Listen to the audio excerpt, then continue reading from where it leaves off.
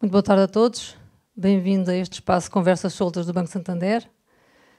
Em parceria com o Observador, criamos este ciclo de conversas em que nós chamamos Mais Fortes a Observar e cujo objetivo é falar de vários projetos sobre a sustentabilidade e os projetos sociais.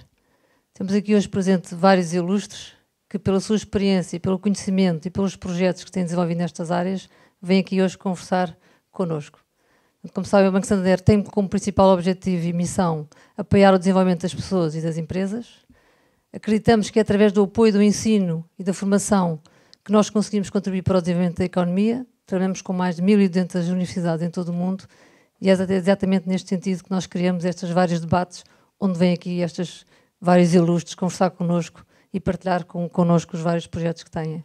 Eu queria agradecer aos nossos convidados, ao Daniel Traça, ao Pedro Cobra, ao Afonso Reis e ao Marcos, e não podia, obviamente, deixar de agradecer à nossa jornalista, Laurinda Alves, por toda a dedicação e empenho que tem feito e tem trabalhado com o Santander para tornar possível estas conversas. Muito obrigada, Laurinda. Muito obrigada.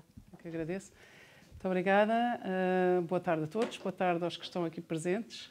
Obrigada por terem vindo. Obrigada aos oradores e obrigada a quem está a assistir em direto ou quem vai ver isto depois através de um link. Hoje falamos sobre educação, sobre o futuro da educação e quem melhor do que o homem de quem se fala, o homem do momento, o protagonista do momento, o professor Daniel Traça, que é o diretor, o dean da nova SBE, do novo campus, acabou de ser inaugurado e, portanto, é um tempo feliz e marca um tempo novo, não é só uma escola nova, marca um tempo novo e muito projetado no futuro, do que é que vai ser o futuro da educação. O José Pedro Cobra é advogado e é um homem que cria uma espécie de educação não convencional em casa, com a sua filha e os amigos da filha, e dá aulas de história no sítio, site-specific, diríamos. Leva os amigos da Madalena para o convento de Cristo e faz deles reis e pajens e dá aulas de história. E é muito interessante porque tem aqui o papel dos pais, a maneira como os pais se podem envolver na escola e como podem depois também, às vezes, pais separados, pais em famílias convencionais, como é que nós podemos calibrar essa educação e esse acompanhamento em casa. O Afonso Reis também é professor, meu par, meu colega, e representa aqui, de alguma forma, os professores e os alunos dentro da sala de aula, a maneira como se motivam, como se inspiram mutuamente. Já nos vai falar de um prémio global, muito interessante, e de um projeto que é o Inspira o Teu Professor, e não só, portanto agradeço também. E o Marcos, que é um grande anfitrião, é aqui o dono de casa que nos recebe. E a pedir, tal como temos feito nas últimas conversas, vou pedir que cada protagonista fale, cada convidado, cada orador fale cerca de 5, 7 minutos, que exponha o seu ponto de vista e depois tecemos a conversa com a ajuda das pessoas e com a intervenção das pessoas que aqui estão. Sintam-se livres para interpelar, para perguntar e dou a palavra ao Daniel Traça. Obrigado, Laurinda. Obrigado a Santander pelo convite e ao Observador por estar a apoiar também esta iniciativa. E nós combinámos antes que eu falaria um bocadinho daquilo como eu vejo, como nós vemos aquilo que será o ensino. E eu acho que aquilo que eu vou falar aqui, obviamente, está mais ligado à universidade, que é onde eu estou, mas eu acho que é algo que tem impacto pela cadeia toda e vai para o ensino, vai para a escola secundária, vai para a escola primária, porque eu acho que de facto é preciso uma abordagem diferente sobre aquilo que ensinamos, ou vou dizer ao contrário, vou deixar de usar a palavra ensino e começar a palavra aprender. Porque eu acho que a primeira mudança de chip é essa, porque nós falamos sempre muito de ensino, isto é, falamos sempre no ensino, focamos na pessoa que está a ensinar, e eu acho que a primeira mudança que temos de fazer é no aprender, porque vai-se aprender de muitas formas. E, portanto, eu vou tentar falar de aprender, apesar de, eu tenho a certeza, vou-me enganar muitas vezes, vou dizer ensinar, porque é isso que fazemos todos, e eu acho que é importante mudar o chip e pensar numa lógica de aprender. Então, o que é que nós temos, relativamente à aprendizagem, há dois pontos que eu acho que vale a pena pensar. Uma é, o que é que nós vamos ter que aprender que é diferente, o que é que os jovens vão ter que aprender que é diferente, o que é novo. E a outra é a forma como eles vão aprender, porque são competências diferentes e as formas de aprender essas competências serão diferentes. Primeira parte é o que é que vamos ter que aprender, o que é que os jovens vão ter que aprender, no fundo os jovens e os menos jovens vão ter que aprender ao longo da vida. Eu acho que há 4 grandes tendências que é preciso acomodar. Eu acho que vamos ter que continuar a aprender, a matemática, tudo aquilo que aprendíamos, não vamos deixar de aprender, claramente, mas há 4 grandes tendências que temos que ver que o mundo está a mudar e que vamos ter que aprender as competências para ser capaz de progredir e ter sucesso nesse mundo que está a mudar. A primeira é, obviamente, aquilo que é a internacionalização e o facto de hoje termos que preparar os nossos jovens, temos que eles terem que aprender a estar num mundo fundamentalmente internacional. E isso é muito importante. E aprender-se a estar num contexto fundamentalmente internacional não se faz indo a um sítio qualquer ter aulas de inglês. Não se faz assim. Faz-se tendo constantes experiências que nos permitam interagir com pessoas que são de outras culturas e, a partir dessa experiência, nos expormos a esses desafios, percebemos como é que nós, individualmente, reagimos a isso. E esta aprendizagem é sempre individual. É como é que eu, numa situação, neste caso, na situação em que tenho que me confrontar com outras culturas, com outras nacionalidades, com outras formas de estar, sou capaz de aprender. E é fundamental nós desenvolvemos os nossos jovens, desde a tenra idade, a ter esta capacidade de perceber o que é diferenças de cultura e este relativismo que temos que lhes dar para ser capaz de estar neste ambiente. E isso é uma preocupação grande que nós temos. O segundo grande desafio, que eu acho que tem a ver com a nossa sociedade, tem a ver com sermos capazes de preparar os jovens e os menos jovens para este capitalismo mais humano que é necessário para assegurar a sustentabilidade do sistema. Eu acho que a lógica de impacto, ou seja, a lógica de que cada um tem que aprender a pensar a forma como aquilo que eu faço tem impacto na vida das pessoas à minha volta e medir-me a mim próprio e medir o meu sucesso através do impacto que tenho na vida das pessoas à minha volta, desde que acordo até que me vou deitar. Portanto, que é uma lógica de cidadania, mas é mais que uma lógica de cidadania, é uma lógica de responsabilidade na empresa, é uma lógica de responsabilidade no trânsito. Portanto, é tudo isso, esta lógica de impacto deste capitalismo que tem que ser mais humano e que as pessoas têm que se consciencializar do impacto que tem, é muito importante. E eu depois posso dizer como é que isto se desenvolve. O que é interessante é que quer a lógica de internacionalização, quer esta lógica de impacto é muito difícil ser ensinada. Por isso é que eu estou a deixar a questão do ensino e estou a focar na questão da aprendizagem. Portanto, dou 2 pontos. Portanto, esta lógica... É uma coisa boa, porque assim estamos todos a aprender, não é? E depois temos que aprender a aprender, que é um desafio ainda meio de segunda ordem. Portanto, esta questão da internacionalização é importante para o futuro dos indivíduos. Esta questão desta capacidade de medir o nosso impacto como indivíduos é uma aprendizagem fundamental e é diferente do que era no passado, porque o sistema não precisava disso. O terceiro grande desafio que eu acho que vamos ter e está ligado, é realmente há aqui uma mudança no mindset desta geração e, portanto, vamos ter eles vão ter que aprender a alinhar aquilo que é a ânsia de propósito que eles têm à sua capacidade de estar na vida, e tudo isso também vão ter que aprender. Isto tudo são teses que eu acho que estas as pessoas não falam, mas eu acho que são importantes. Portanto, ajudar cada um a descobrir o seu propósito, ajudar cada um a descobrir o seu impacto, ajudar cada um a viver num ambiente multicultural são elementos fundamentais, mas obviamente que a maior de todas as disrupções vem da questão da digitalização. Não há dúvida.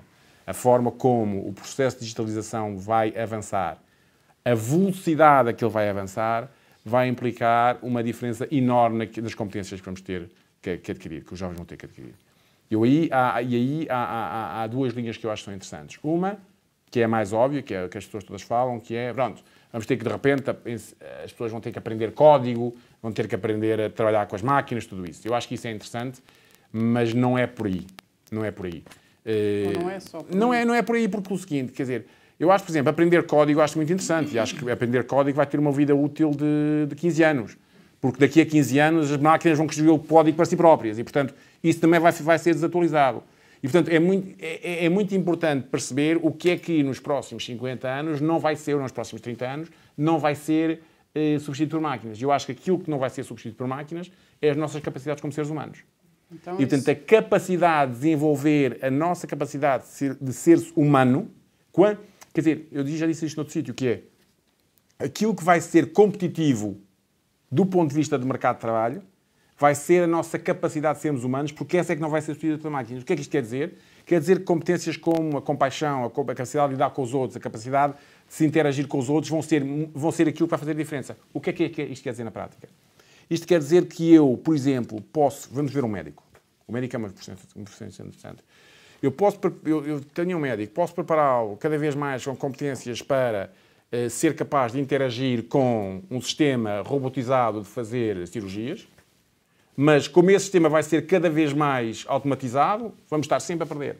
Mas eu posso ter um médico que está habituado a lidar com os doentes, a sossegar os doentes, a gerir os doentes, e isso é que não há máquina nenhuma que o faça tão cedo.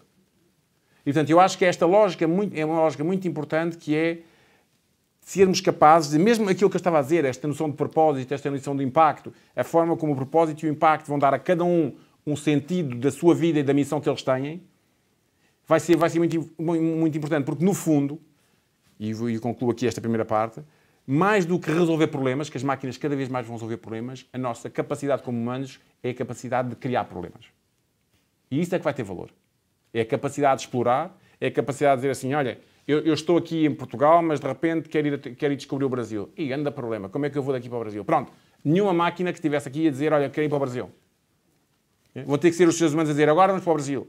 E agora estamos aqui e vamos ter que ir para Marte. E agora, quer dizer, e esta capacidade de estar sempre a descobrir novos mundos vai ser a grande vantagem competitiva. E no fundo, vão ser estas pessoas que vão dominar o mundo. Quer dizer, são as pessoas que criaram a Google, não são as pessoas que resolveram problemas, são as pessoas que criaram os problemas e depois a solução veio por aí. E, portanto, eu acho que isto é um spin muito diferente do que eles fazem e acho que é muito importante esta noção do humano. O segundo desafio, e eu não sei quantos minutos é que já comi, mas provavelmente algum, mas o segundo desafio é, obviamente, a forma como se aprende, e isso vai ser radical. E é interessante porque eu acho que, mais uma vez, nós dizemos muito, agora tudo está online. E, portanto, nós temos é que pôr as nossas coisas online. E há muitas escolas que o que estão a fazer é, de repente, ter os seus conteúdos e põem os seus professores a falar online. E acho que é um disparate mental. Eu, quando puser os meus conteúdos online, sou incapaz de competir com os melhores professores do mundo que estão online. Portanto, não vale a pena ir tentar competir online. O que é muito interessante é como é que nós depois alavancamos o que está online para, numa relação pessoal com os alunos, por exemplo, no campus, onde quer que seja, darmos uma experiência em que sejamos capazes de os inspirar, sejamos capazes de os desafiar, sejamos capazes de os pôr a fazer as coisas, a desenvolver os projetos em equipa, seremos capazes de fazer o coaching dele nestas equipas, seremos capazes, no fundo, de os ajudar a descobrir sobre eles próprios, porque isto online não vai fazer. Isto faz-se entre pessoas. Portanto, mais uma vez, é este ponto fundamental que eu acho muito interessante, que eu acho muito importante, que é a nossa, cada vez mais, quanto mais máquinas houver, mais ser-se humano vai ser de onde há de vir a competitividade. Aprender sobre isso e criar formas de aprendizagem que se baseiem nessa relação é aquilo que vai fazer a diferença e é aquilo que eu acho que vai fazer-nos, do ponto de vista como escola e como qualquer escola, se eu tivesse uma escola primária, era isto que eu fazia. E há uma outra dimensão que é também na forma de aprender, que é a liberdade. Eu acho que, no outro dia alguém me disse isto, que havia uma teoria qualquer, que 20% do tempo de qualquer estudante devia ser a fazer aquilo que ele ou ela queria. Porquê? Porque acaba-se com o ensinar e focamos no aprender. É dar espaço para as pessoas saberem, descobrir o seu propósito, descobrir onde é que querem ir, descobrirem o que é que os faz, o que é que os motiva, descobrirem onde é que querem chegar, descobrirem o impacto que querem ter no mundo e a forma como se faz. Portanto, isso não assustar nem pais nem professores. E isso e tirar os pais. Claro. E tirar os pais. Outra coisa que eu digo aos meus alunos, só uma coisa que eu digo aos meus alunos, passem um bocado de tempo a esquecer o que os vossos pais vos disseram, porque não há nada pior que viver a vida segundo as expectativas que alguém criou para nós. Portanto, larguem isso tudo e façam vocês próprios o vosso caminho, façam essa descoberta, façam esse desafio. Uma coisa que eu acho que é interessante e que confere também com a minha prática com alunos é dizer-lhes não se preocupem com as máquinas, quanto mais máquinas houver, mais humanos temos que ser. Portanto, está ao nosso alcance sermos mais humanos e, portanto, é o que nos cabe ser mais humanos. Muito bons pontos de partida, alguns deles polémicos, sobretudo este dos pais, ainda bem, exatamente. Zé Pedro, o que é que tens a dizer tu como pai, como educador e como aluno que já foste e que eu penso que continuas a ser? Muito obrigado pelo convite também, saudar o Santander, o Observador, e é um prazer também estar aqui contigo sempre com este painel. Já tinha o privilégio também de conhecer a todos. E por conhecer a todos, primeiro gostava de ter uma conversa de pé de orelha com os filhos do Daniel, para lhes explicar precisamente, para não ouvirem tudo aquilo que o pai diz. Eu digo muito pouco. Eu gosto muito, tenho aprendido muito com ele também, uma amizade boa, mas apanhava precisamente aqui alguns dos tópicos dele. Eu diria que acaba por ser aqui uma posição talvez mais transversal a todos nós, neste papel um bocadinho de pai, Porque a palavra educação acaba por ter, de facto, muito mais do que aquilo que nós... É uma abrangência muito grande. Nós podemos falar de educação do ponto de vista de conteúdos, portanto, estamos a falar de matéria, o que há para aprender, vou tentar apanhar aqui o conceito, mas a palavra educar vem do latim ex ducere. Ex significa fora, ducere que significa conduzir. E, portanto, é um conduzir para fora. Quando nós falamos como é que vamos conduzir, e é aquilo que nós, em certa medida, queremos para nós, como é que estamos a conduzir, a educação que temos, mas também como é que a queremos projetar para os nossos filhos, como é que eles vão conduzir certas coisas. E eu acho que aquilo que acontece na nossa própria educação e naquilo que nós fazemos muitas vezes projetado aos filhos e aos mais novos, passa um bocadinho como se fosse, hoje em dia, eu lembro um bocadinho do GPS, então, era do Waze, que é, está tudo formatado, portanto, isto está tudo, já agora vais para a primeira classe, depois para a segunda, depois para a terceira, depois fazes isto, eu digo-te o que é que tens para fazer. Se de repente nós hoje em dia pomos a morada no Waze, se perdemos net, puxa o travão de mão que eu já não faço a mínima ideia onde é que estou sequer. Estão a ver? E portanto nós de repente perdemos completamente a ligação a algo que é fundamental ser desenvolvido e que esse sim só pode ser desenvolvido pelo ser humano. Que é para onde é que eu quero ir. E apanho esta palavra que é uma palavra que me é muito cara e foi o Daniel que felizmente a trouxe aqui porque é precisamente o propósito. Quer dizer, qual é o propósito? Para onde é que eu ia? Qual era o caminho para onde eu ia? Eu ia para onde o Waze disse, não é? Nós arriscamos hoje em dia a ver carros e ir por ribanceira abaixo, porque a malta vira para onde disser é para virar. Não é? E, portanto, este caminho daquilo que nós temos muito sistematizado leva-nos, de facto, precisamente a outra palavra que o Daniel usou para fazermos aqui uma sequência, que foi liberdade. E para onde é que tu querias ir? Para lá um bocadinho para perceber onde é que queres neste caminho. Não é? E a verdade é que nós fomos todos sendo formatados a estar cada vez mais à espera que nos digam o que é para fazer. Eu lembro-me de uma pequena história, se agora me deixar partilho aqui um bocadinho este conceito, que é de um casal que foi para uma escola de línguas para aprender chinês. E quando chegaram lá a pedir para aprender chinês, eu disse, olha, isto é complicado, isto ainda por cima não é bem chinês, há o mandarim, há o cantonês, isto é complexo. Ah, não, mas é mesmo isto que nós queremos, mas vão trabalhar para a China? Não, mas é que sabe o quê? Isto é uma coisa pessoal. Então, sabe o quê? É que nós adotámos um bebezinho chinês de 2 meses e assim que a criança começar a falar, eu já quero estar pronto para responder. Repara, isto é mais ou menos assim que nós nos posicionamos na vida, que é nós estamos à espera que a vida que nós adotamos, e aqui é num sentido literal de uma vida adotada, é que me vai dizer o que é que eu tenho para fazer. E falta precisamente aquilo que o Daniel estava a dizer, que essa é uma competição que não me cabe a mim ter. Isso há outras máquinas que vão fazer. Agora, qual é o input que eu quero dar? Qual é a minha individualidade, o meu capital humano para ter o impacto? Para apagar mais uma vez a expressão do Daniel, como é que eu vou conseguir fazer essa diferença e depois saber geri-la dentro de uma ansiedade? Outra palavra do Daniel que também gostei muito, que nós sabemos que se vive. Há um livro, uma autora portuguesa chamada Laurinda Alves, gosto muito, publicou um livro com o padre Alberto Brito. E lembro-me do padre Alberto Brito ter citado a regra dos 4 P's, precisamente a propósito, desculpem, o pleonasmo dos propósitos, que era serem poucos, pequenos, possíveis e progressivos. Isto não tem nada a ver com sonhar alto. Tem a ver com perceber que o caminho se faz caminhando, usando aquelas frases feitas. Mas é mesmo isto. E os miúdos hoje em dia nós sabemos que, até nós, a gente clica, se não está a ter net ao fim de 3 segundos, já estamos a começar a ficar irritados. E eles vivem esta ansiedade. E vivem esta projeção para perceber, se calhar o meu papel não era este. Porque nem todos vamos ser Ronaldos, nem Mourinhos, nem criar o maior impacto do mundo. Mas podemos seguramente ter um impacto naquele que é o nosso circuito e estarmos um bocadinho mais próximos. E é isso que eu acho que faz cada vez mais falta em relação às crianças em particular. E não é só às crianças, porque eu acho que se revê muito naquilo que nós também falamos. Aliás, o Daniel enfatizava o conceito do aprender precisamente por isso.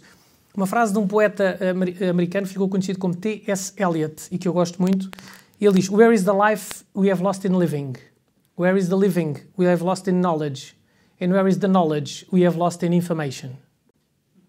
E o conceito é exatamente este. Nós temos tanta informação que perdemos conhecimento, temos tanto conhecimento que perdemos sabedoria, que são outras coisas diferentes, e perdemos num living que vai sendo cada vez mais formatado e depois estamos a competir com uma máquina. Zé Pedro, sabes que a Sofia de Melbrana dizia, de uma maneira muito portuguesa, sabemos mais do que percebemos. E ela já morreu há mais de uma década e tinha 83 anos, e ela tinha já essa consciência de que sabemos mais do que percebemos.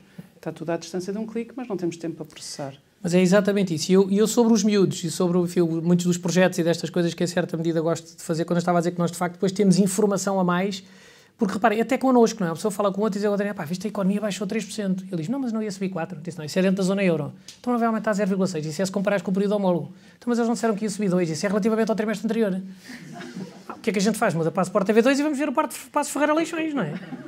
E ninguém percebe nada de qual é a informação efetiva que nós temos. Ter uma base de trabalho, estão a ver?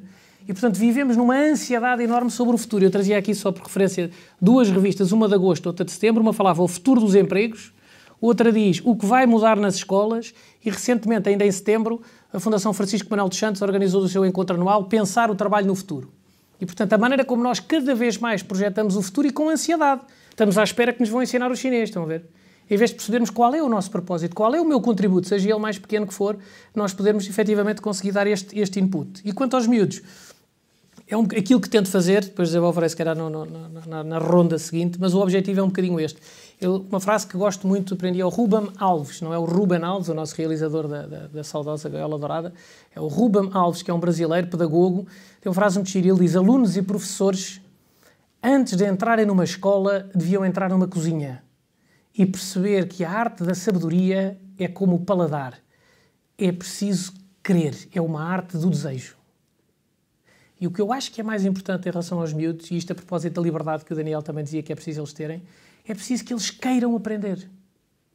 E nós, a mesma coisa. Uma pessoa que queira fazer e que perceba que dá trabalho, que não é automático, o resto é uma consequência, não é? Mas, Pedro, como é que tu fazes isso com a tua filha? Eu há bocado que tinha a tentação de perguntar pelos filhos do Daniel, que ainda são pequenos, já lá vou, mas o que é que tu fazes para os ajudar a perceber, para os ajudar a querer? Eu gosto muito sou tendenciosamente português, gosto muito de Portugal e de Santander também, uma cidade que me diz muito. Visitei o ano passado, tenho uma fotografia tirada à porta da sede do banco. Mas gosto muito de Portugal e gosto muito da história. Acho que se aprende muito com a história. Acho que é uma envolvente gira. E uma das coisas que faço muito com os miúdos, uma rubrica que eu chamo Os Amigos da Madalena, e vamos sendo cada vez mais, felizmente, e a lógica é nós irmos aos sítios, os miúdos todos têm uma... Em 100 ou mais de 100. E éramos 135 da última vez, assim, um grupo mais...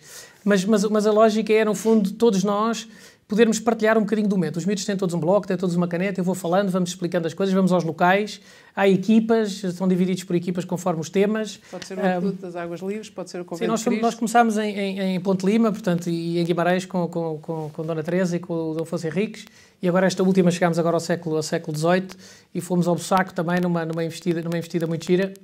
E a lógica é que os miúdos depois vão se entusiasmando por querer responder. E 2 episódios muito rápidos só sobre isto, que é ter um miúdo, o Afonso Gomes Pedro, um querido meu companheiro também destas lides, vem desde pequenino, acho que o miúdo está ansioso por ter história. Portanto, ele ainda não tinha. Ele ainda estava a aprender a escrever. Então, quando nós estivemos com o Dom João IV, fomos a Vila Viçosa e estávamos a passar as cocheiras, então aquilo tinha uma coluna. E ele ia escrevendo, sabe quando os miúdos ainda escrevem assim, ainda morder a língua para fazer a primeira letra, estão a ver? E então eu comecei a falar, Dom João IV, foi o rei aqui, depois fui para aí fora, falei uma série de outras coisas, vão tomando outras, às vezes fazem perguntas, vamos brincando. Chegámos ao fim das cocheiras, aí 20 minutos depois, eu reparei, porque estava atento aos miúdos todos, e reparei que ele, entretanto, o que é que ele tinha escrito na diagonal, só tinha conseguido escrever Dom João. Mas só a vontade de querer. Estão a ver? Eu não quero que se decore nada, não quero que saiba, a gente saca do telefone hoje em dia, tem acesso a essa informação.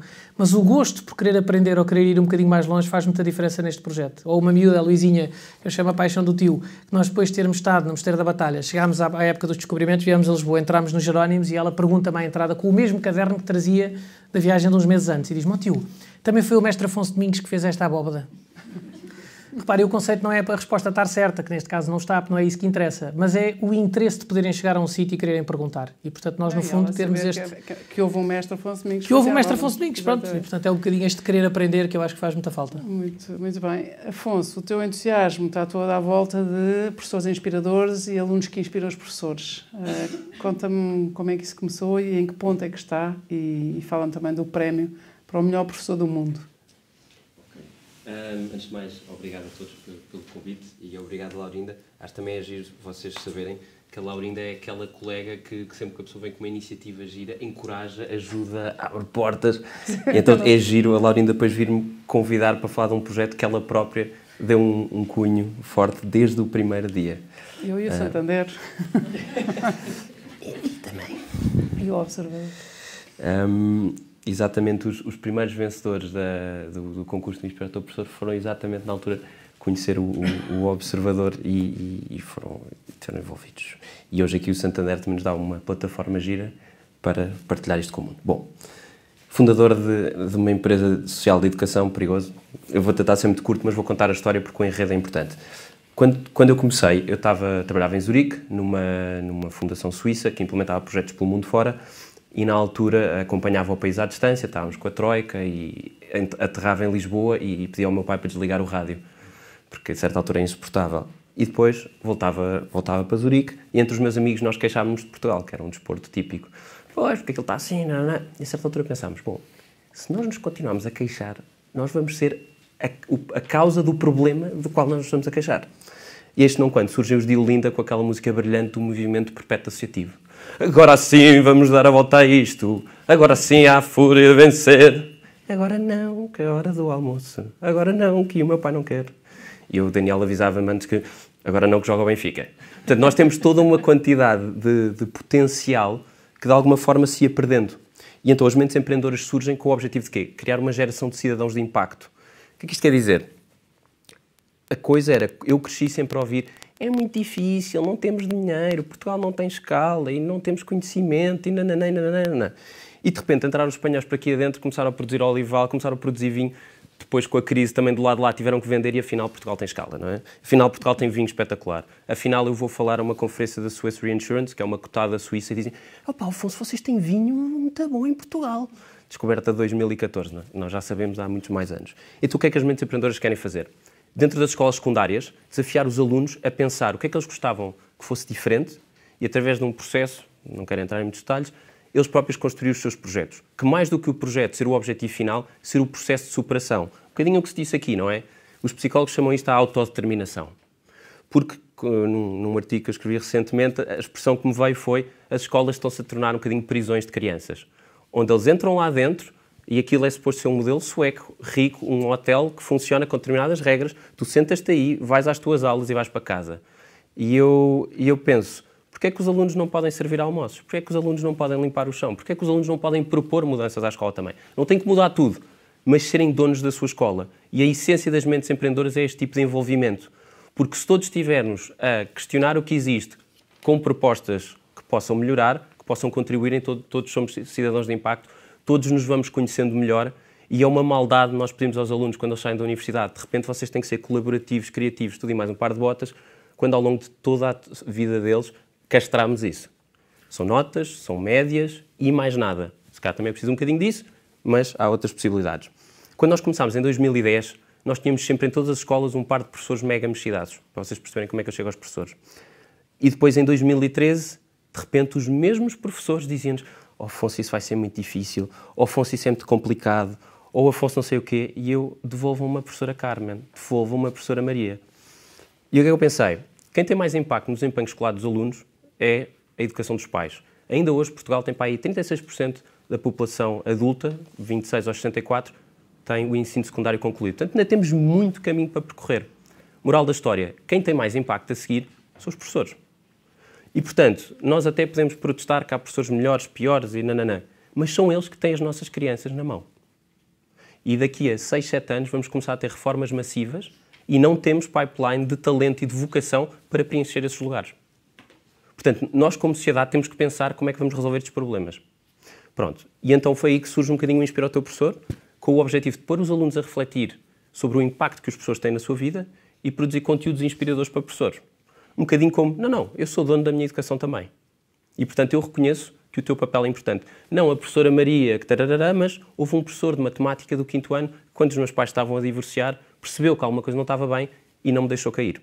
E histórias destas não faltam. Este percurso que fomos fazendo, na altura, num encontro em Davos, desafiaram-me a colaborar com a Fundação Varkey, que na altura criou o Global Teacher Prize. O Sunny Varkey é um bilionário indiano que fez fortuna com escolas de luxo para a elite e ele, a certa altura, assinou aquele Donors Pledge, começado pelo Bill Gates e pelo Warren Buffett, em que ia doar a sua fortuna ao longo da sua vida. Ele pensou, o que é crítico no meu negócio? Os meus professores. O que é que eu estou a sentir? Ao contrário, no meu negócio, o mundo não está a valorizar os professores. Então, o que é que vamos fazer? Vamos criar o Nobel da Educação.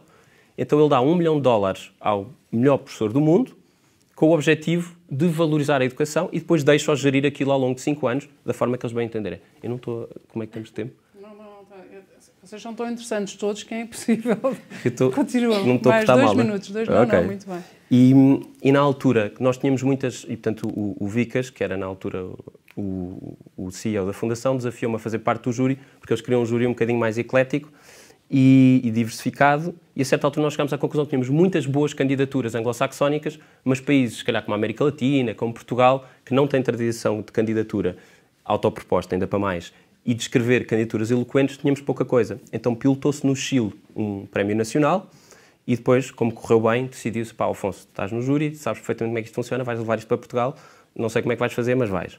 E de facto nós no ano passado conseguimos começar isto, tivemos um apoio muito valioso ali da Galp e da Gulbenkian para lançar esta coisa e estamos a preparar a segunda edição. Mais do que o prémio em si, o prémio ser uma oportunidade de pôr os professores a trocar boas práticas, de envolver famílias, de envolver empresas e, portanto, o prémio é um formato clássico e depois nós pegamos-lhe de uma forma diferente exatamente para chamar toda a gente à educação, se calhar até um bocadinho aqui no formato como a Laurinda nos desafiou, diferentes ângulos. Muito bem, Afonso. Eu, por acaso, gostava de sublinhar essa tua presença no Fórum Económico Mundial em Davos e a maneira como esta matéria, sobre os professores, inspirar os professores e mudar esta perspectiva, como tu, ali mesmo, foste apanhado para pôr isto a andar noutros países. E, portanto, também é extraordinário. Surpreendente.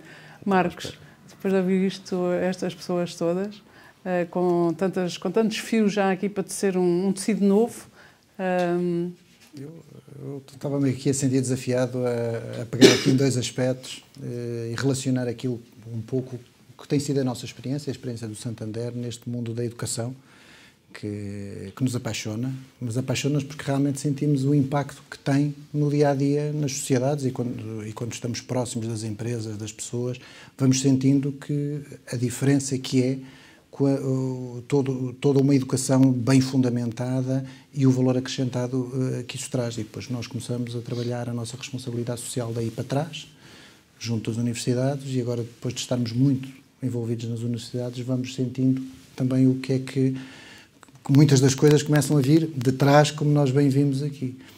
E eu pegava aqui em dois temas, porque acho que a componente mais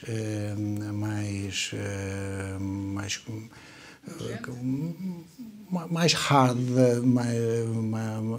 da educação, dos conteúdos, etc., o nosso sistema de ensino faz bem, por vezes até bem demais, que até nos cria aqui dentro de uma prisão aos alunos, mas isto consegue fazer bem. Agora, o que me parece emergente é aqui um aspecto muito importante. Falamos muito do propósito, mas porquê o propósito? Isto tem a ver com muitas coisas, que é, por um lado, o impacto, por outro lado, a motivação, esta vontade de aprender, porque é uma diferença enorme quando os estudantes e quando nós olhamos, quando nós queremos ajudar o ensino superior, por exemplo, e ver o que é que falha num estudante, porque é que ele não chega ao fim, é um problema de motivação e por vezes há questões mais complexas na vida.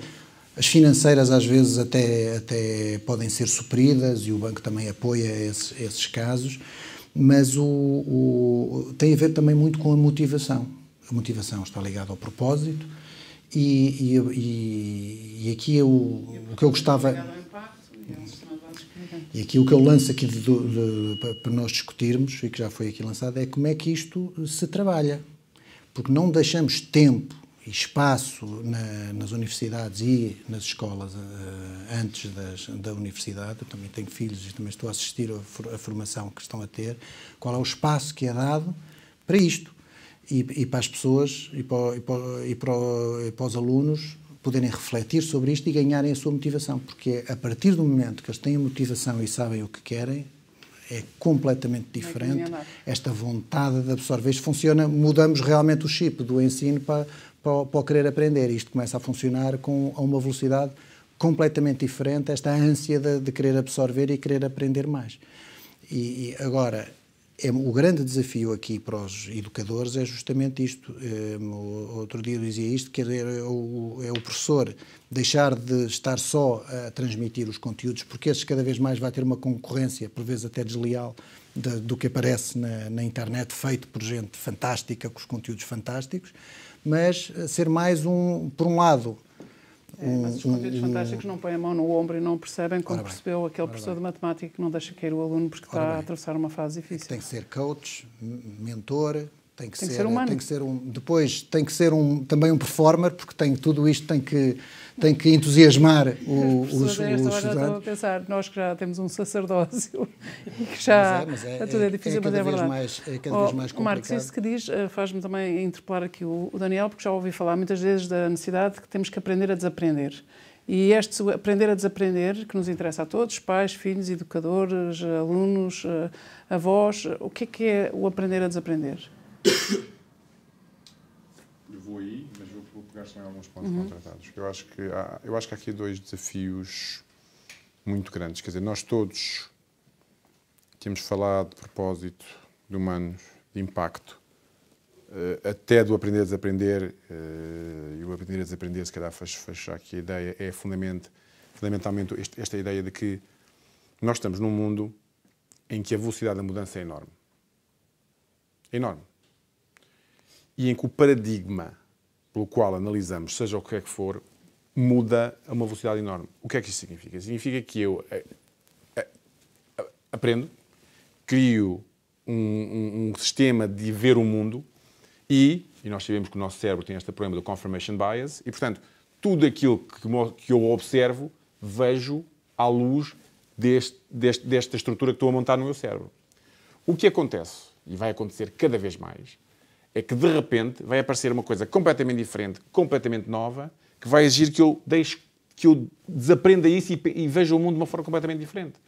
E, portanto, o aprender a desaprender tem a ver com a nossa necessidade de estar a perceber a velocidade que o mundo muda. E só há uma coisa que permite fazer isto.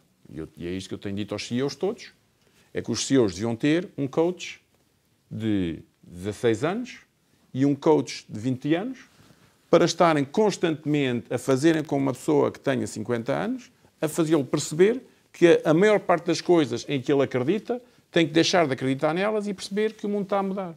Portanto, esta noção do reverse coaching é a ferramenta mais interessante. Nós que somos professores temos essa sorte, porque eles obrigam-nos, eles fazem isso Exatamente. de borla. Eu tenho isto todos os dias. Eu tenho isto todos os dias. Mas o CEO do Banco Santander, que é um homem incrivelmente virado e que está na escola e que, portanto, também tem essa oportunidade, mas os CEOs de muitas destas organizações tendem a fechar e muitos deles, quer dizer, nós temos um programa de mentoria dos alunos mais novos. E eu digo às pessoas que vão lá fazer a mentoria, vejam isto ao contrário, vejam uma forma de vocês próprios serem mentorados por estes jovens e de fazerem perceber o que é que o mundo é, porque, francamente, metade das coisas que vocês acreditam que são verdade, não o são. E é isto que quer dizer, no outro dia, uma pessoa entra num táxi e está a falar e estamos todos aqui a ter este debate, Ubers, táxis. E eu digo, este debate, quer dizer, daqui a 5 anos não há nem Ubers, não há nem táxis, porque é tudo self-driven cars. Portanto, quer dizer, são estes debates todos que nós temos às vezes que é não estarmos a perceber que temos que desaprender a forma como organizamos o mundo e passar a uma coisa nova. Seja, mas ficar obsoleto... É isto. E a única forma de não ficar obsoleto é arranjar jovens para serem nossos mentores. Pessoas que tenham 20 anos menos que nós para serem nossos mentores. Mas vou voltar aqui ao ponto que eu estava a fazer. Que é, no fundo, nós temos estado a falar destas coisas todas. E, de facto, o problema é que nós temos uma estrutura universitária e uma estrutura de escola secundária que está completamente orientada para coisas que não são estas. As universidades têm estruturas hoje que foram organizadas no século XVIII, século XVII, okay? Vivem conselhos constantes, têm professores do século XX e têm alunos do século XXI. Portanto, como é que isto se faz? O ensino secundário em Portugal está 100%, e eu tenho filho no ensino secundário, 100% organizado para uma coisa só, que é assegurar que os alunos entram na universidade tantos quanto possível. A forma de entrar na universidade em Portugal, na universidade pública em Portugal, e portanto nas outras todas, que é a maior parte das universidades, é ter as notas mais altas possíveis. Está-se feito. Portanto, porquê que uma escola secundária vai perder tempo a trabalhar todas as coisas que nós temos aqui a dizer que são importantes? Não interessa. Eu na universidade, a aceitar alunos, não posso escolher. Os alunos têm o melhor sentido de propósito, o maior sentido de impacto, esta capacidade, esta empatia. Não posso julgar nada disto, tenho que os avaliar da mesma forma que os avalio há 20 anos, porque ninguém quer mudar isto. E, portanto, esta necessidade de desaprender também tem a ver com uma necessidade de completamente rever a forma como as universidades se organizam, a forma como o ensino secundário em Portugal se organiza, e noutros sítios, e de assegurar que os incentivos de um professor, porque o Afonso, vamos já claro, o Afonso está a falar aí dos professores, mas depois estes professores não há nada na sua avaliação que depois promova este tipo de comportamento. Não é? Portanto, há aqui uma parte que é interessante ver isto tudo, mas quer dizer, depois há uma parte institucional que temos de nos preocupar e que temos que desaprender completamente, porque as nossas estruturas não foram desenhadas para o mundo que aí vem. Foram desenhadas para o mundo que acabou. E como é que faz? O que é que fazes relativamente aos teus filhos? Têm quantos anos? Aos meus filhos, dou-lhes a liberdade toda para serem o que querem, digo-lhes sempre que têm razão, a não ser que são mal educados. A única coisa que aquilo tem lá para mim é tudo quanto seja má educação é que não. Respeito é importante. Mas o objetivo fundamental é dar-lhes autoconfiança, sempre, ser-se pouco intrusivo e dar-lhes o espaço para eles descobrirem por eles próprios aquilo que é o seu propósito. Como é que se treina a resiliência e a lidar com a frustração? Treina-se deixando-os eles próprios lidarem com os problemas e estando sempre a apoiar. Eu também não sou um pedagogo, portanto, eu sei tanto de educar os meus filhos, sei muito menos que sabe aqui o meu colega do lado, portanto, essas perguntas eu sei para ele. Eu tento inovar ali um bocadinho, mas eu acho que o que é mais importante, que eu sinto que é mais importante, é dar-lhes a confiança de que as escolhas deles, eles podem arriscar o que quiserem, porque nós estamos sempre lá presentes.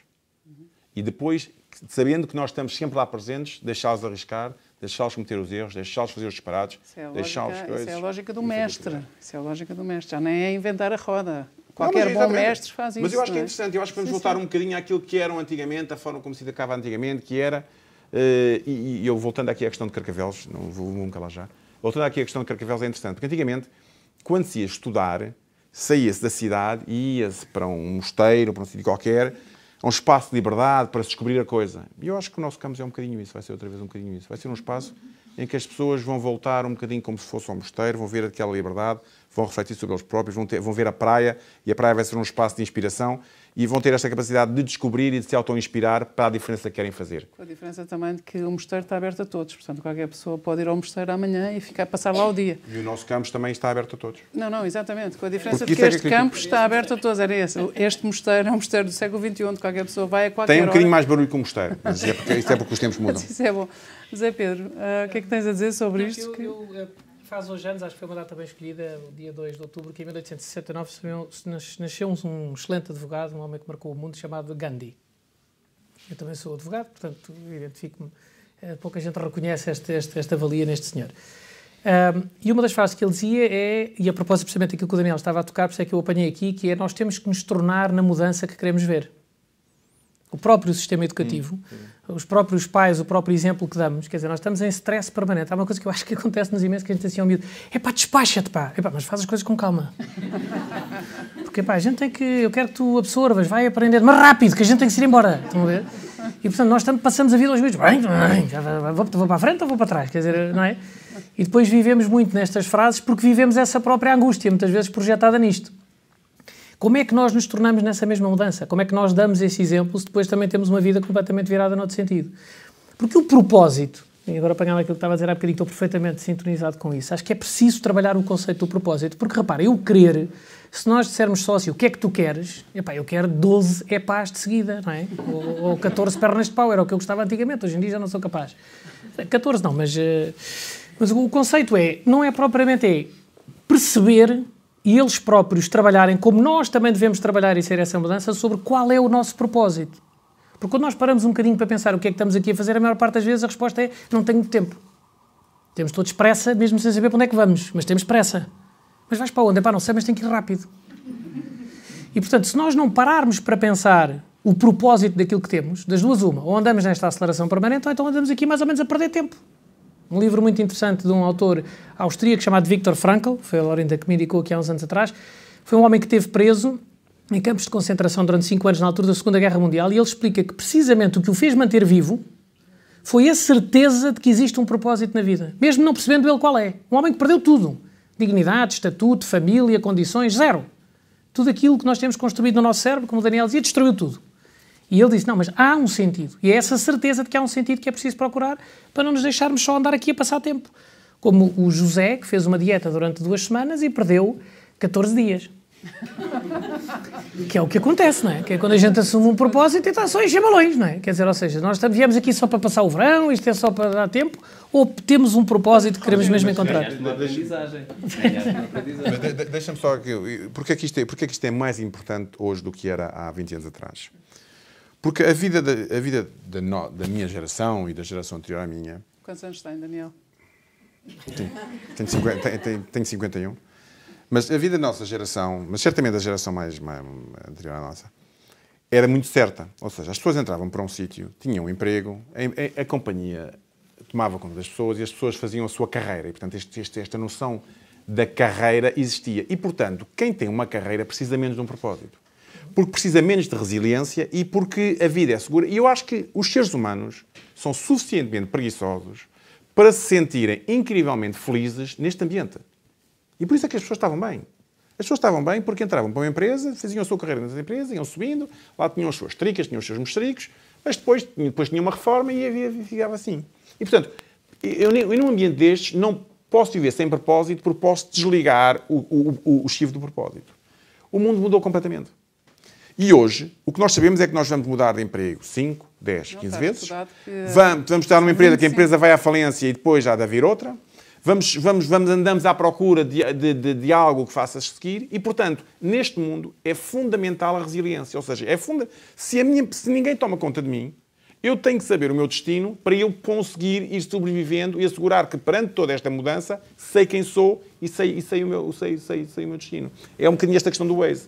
E, portanto, o propósito é muito mais importante hoje do que era na geração dos nossos pais, porque sem ele, a probabilidade de eu me perder no primeiro, no segundo ou no terceiro embate, em que vou ficar deprimido e às tantas já não sei a que é que me agarro, é muito mais possível. E, portanto, é esta noção de eu vou ter que, mais uma vez, no mundo de tecnologia, no mundo de inovação, de muita mudança, saber quem eu sou como ser humano é a única forma de manter o caminho e não me perder.